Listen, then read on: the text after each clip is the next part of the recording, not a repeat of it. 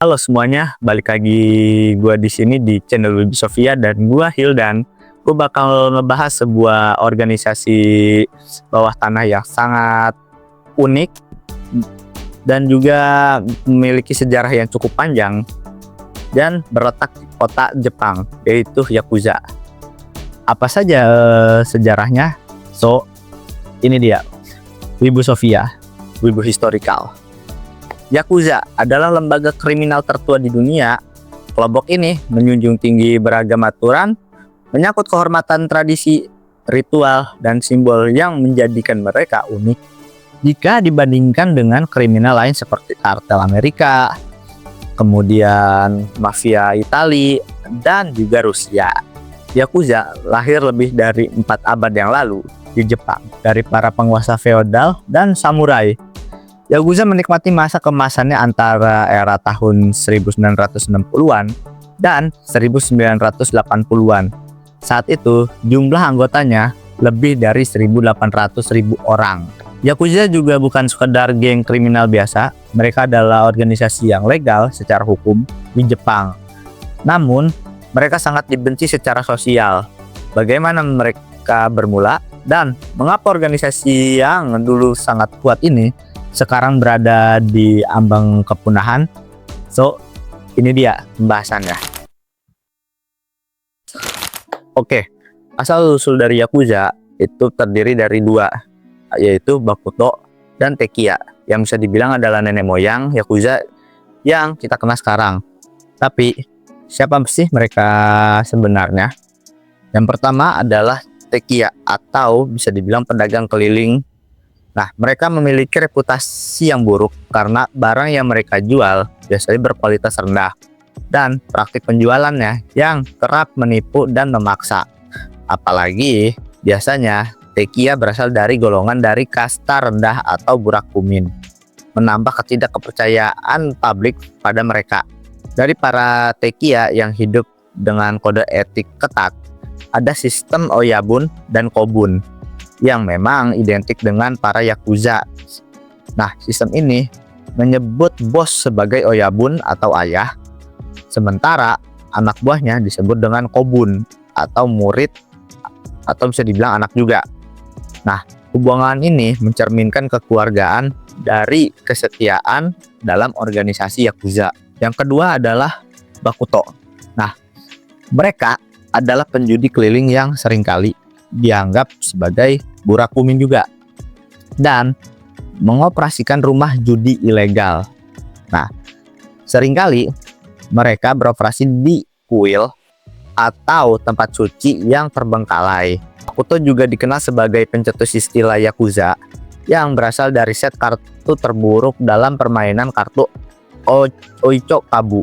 Nah, Oichokabu adalah permainan kartu tradisional Jepang yang mirip dengan Baccarat, di mana tujuannya adalah menyusun kartu agar bernilai total sedekat mungkin dengan 9. Permainan ini menggunakan 48 kartu Kabufuda atau Hanafuda dengan nilai angka 1 sampai 9 dan seringkali dimainkan di kalangan Yakuza.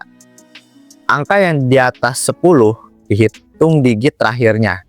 Contoh 15 itu yang dihitung adalah angka belakangnya yaitu 5. Dan angka 8, 9, dan 3 adalah kombinasi terburuk yang menjadi cikal bakal Yakuza yang terdengar mirip dengan kata tidak berguna. Dalam bahasa Jepang, hal ini mencerminkan bagaimana pandangan masyarakat terhadap mereka pada saat ini ya. Sama seperti Tekiya, Bakuto juga sering dianggap oleh buangan. Nah, Bakuto biasanya menghabiskan waktu mereka dengan berpindah dari satu kota ke kota lain untuk berjudi dengan penduduk lokal. Nah, pemain judi ini kadang disewa oleh para pemerintah lokal. Biasanya, para pejabat menggunakan untuk memenangkan kembali upah pekerja lokal. Biasanya, pemain kartu yang dimainkan Bakuto adalah permainan yang dimainkan dengan kartu Hanafuda atau kartu bunga.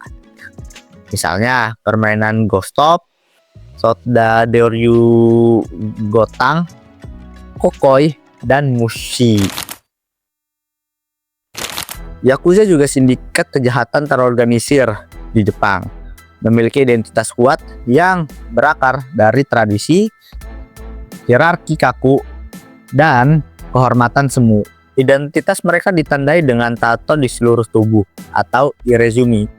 Nah, irezumi adalah seni tato tradisional Jepang yang menjadi simbol identitas kesetiaan, ketahanan bagi Yakuza, menutupi hampir di seluruh tubuh dengan desain rumit.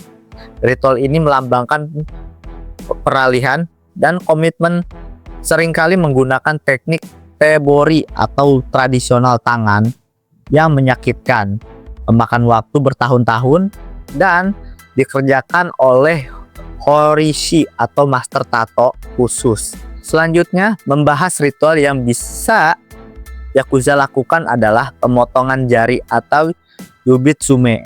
Nah, ritual ini adalah amputasi jari tradisional dalam sindikat kejahatan Yakuza Jepang yang dilakukan sebagai bentuk penebusan dosa, permohonan permintaan maaf yang mendalam, atau untuk menunjukkan kesetiaan. Biasanya dimulai dari ruas atau dari kelingking di sebelah kiri. Ada juga ritual inisiasi berbagi sake, atau dalam bahasa Jepangnya adalah sakazuki.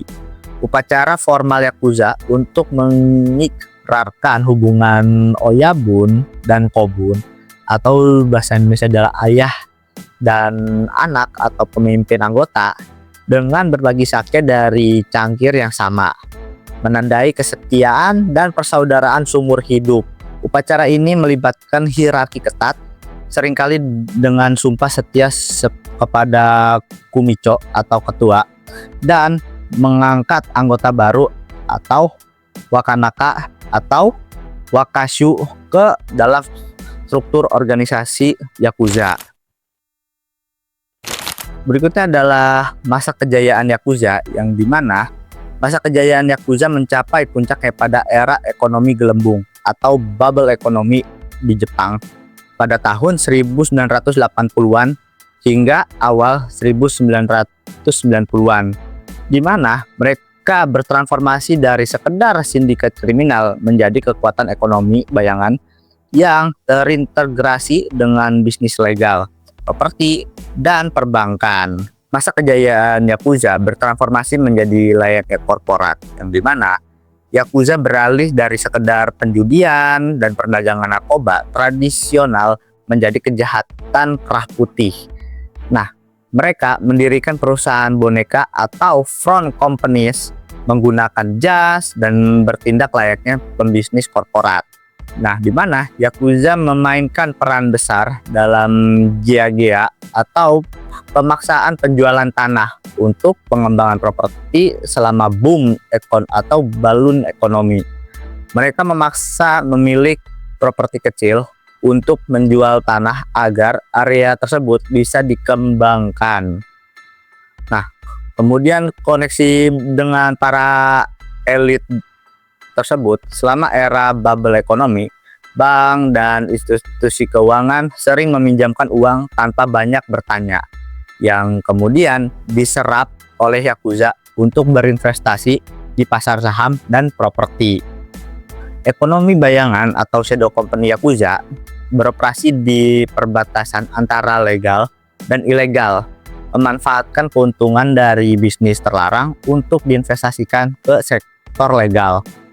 Salah satu sumber pendapatan terbesarnya adalah jagea atau penyatuan tanah. Yakuza mengintimidasi penghuni tanah untuk pindah, memaksa penjualan properti, dan menerima komisi tinggi sekitar 3% dari nilai tanah.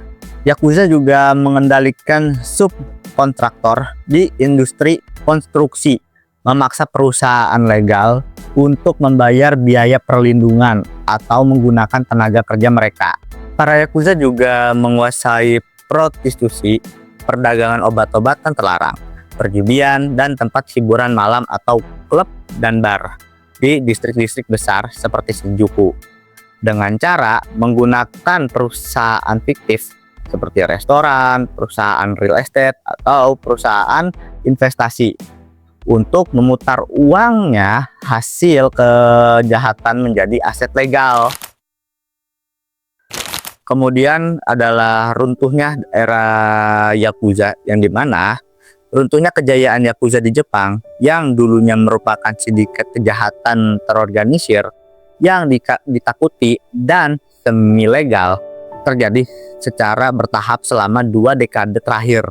Puncaknya, jumlah anggota Yakuza turun drastis hingga di bawah 20.000 orang pada tahun 2024, mencapai rekor terendah dalam sejarah modern Jepang. Faktor-faktor utama penyebab kemunduran Yakuza antara lain adalah undang-undang anti-Yakuza yang ketat. Sejak diberlakukannya peraturan pengecualian Yakuza di seluruh prefektur Jepang dengan Tokyo sebagai pelopor, pada tahun 2011, Yakuza kehilangan pijakan ekonominya. Undang-undang ini melarang warga negara dan perusahaan untuk berbisnis, memberikan layanan, atau mengadakan kerjasama dengan Yakuza. Dengan adanya peraturan di atas, sumber pendapatan tradisional Yakuza seperti konstruksi, real estate, dan perlindungan uang keamanan menjadi sangat sulit.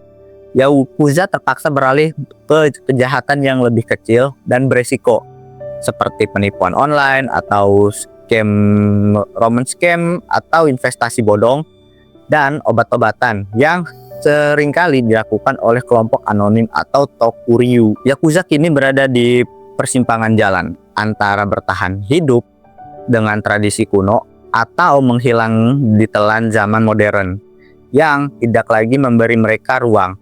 Mereka adalah sisa-sisa dari masa lalu Jepang yang keras dan penuh kontradiksi. Apakah mereka benar-benar punah atau sekedar berubah untuk menjadi sesuatu yang lebih gelap di bawah permukaan digital? So, kita tidak tahu apa yang terjadi. Terima kasih buat kalian yang sudah mau menonton video Yakuza, yang dimana video ini adalah merepresentasikan sebuah dimana itu Yakuza, apa itu Yakuza, dan sejarahnya, bagaimana tradisinya. Itu saja yang bisa gue jelaskan untuk video kali ini. Mungkin kalau ada yang kurang, kalian bisa tulis di kolom komentar. Gua Muhammad Hildan. Kalau kalian pengen tahu sosial media gua, IG-nya adalah Kurogami177. So, thank you sudah mau menonton video kali ini. Thank you for watching. Stay wibu.